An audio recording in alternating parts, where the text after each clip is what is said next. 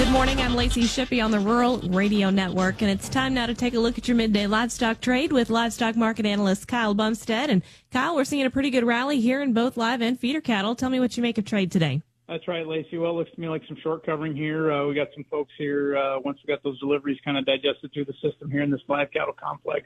Now, we do have some gaps up above us here to fill. We got 233.42 on this February contract. That would fill the gap. Our high today has been 232.07. That's the highest we've been in several weeks here on this February live cattle contract, for several days anyway. Getting above that 231.95 on a closing basis would look good. So closing above 232 would look great here on the charts today and put us in position here to potentially fill that gap here early next week. Now, midday box beef come out $3.61 higher on the choice, $3.57 higher on the select. That's a pretty good bounce here for box beef here during the midday. But the bigger one is over here in the feeder cattle. This feeder index looks like it's going to be up about $1.12 here at 351.22 with a daily number of 359.30 on 6,914 head. That daily average price from yesterday was up $2.32 compared to last week. So that's looking good here as far as the feeders go. If this feeder rally holds, I've got to think they close that gap up there at 348.17, especially when you're getting daily numbers here coming in, up there at that, above 350. So that's definitely a positive there. Now, we do have a cattle and feed report here this afternoon, and these are estimates that are made up of estimates here. The feed yards just give them an estimate of numbers they have. So basically, it's just where the numbers are all made up, and it doesn't matter anyway, but I'll give them to you anyway. The average estimate on feed is 98.3%, placements in November at 92.4%, and marketings in November at 88.4%. So a lot of moving parts here as we finish out the week here, but it does look pretty positive here. Just hope we can hold this going into the close. That is livestock market analyst Kyle Bumsted with a look at your midday trade here on the Rural Radio Network. In this Building Nebraska Minute, we're featuring Ranchland Western Store in Ainsworth. Owner Joe McBride joined us on the Building Nebraska podcast.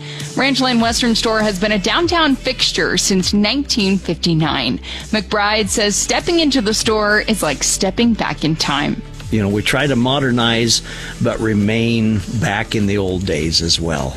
Mm-hmm. When you walk through the door, I think you can probably attest that it feels like you're walking into a 1960s store in many ways. He says their customers are much more than customers. We know our customers. We try to call them by name, and that matters to us because they are our friends. Learn more about the Ranchland Western Store story in their episode of the Building Nebraska podcast, available on your favorite podcast platform and powered by the Angler Agribusiness Entrepreneurship Program at the University of Nebraska-Lincoln.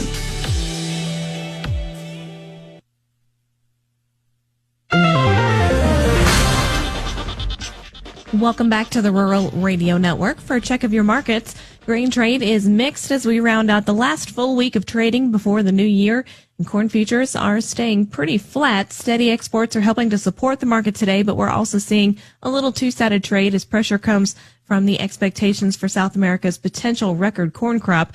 The March contract is currently testing its support at the 20-day moving average of 443.25. Soybeans are lower, making some new fresh lows, while bean oil continues to slide. South American weather has some short-term dryness to the north and south, but overall remains good as we get deeper into the growing season. Another flash sale of beans to China this morning seems to be the least bit of concern to traders today.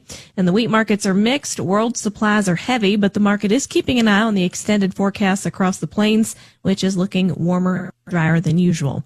March corn is down 1.5 at 443. May down 1.25 at 451. January soybeans are down 4.5 at 1047.75. March down 4.25 at 1057.75. March Chicago wheat is up 1.5 at 509.25. May up 1.25 at 520. Kansas City March wheat is down 3/4 at 516.25. May down 1.25 at 528.